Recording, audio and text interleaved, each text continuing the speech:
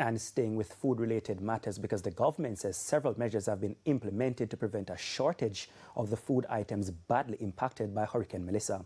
In an interview with TVJ News, State Minister in the Ministry of Industry, Investment and Commerce, Delana Seavright, acknowledged there have been challenges, but he says significant progress has been made.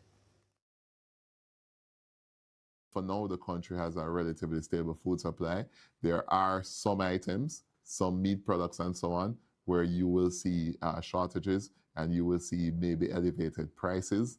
But the government is working closely with the private sector and working closely with other key stakeholders to ensure that we can, at the very least, ease some of those pressures. And already we have seen action by the Ministry of Finance and the Ministry of Agriculture to remove some of the costs related that is inputted into the price of fruits, vegetables, and other critical food items.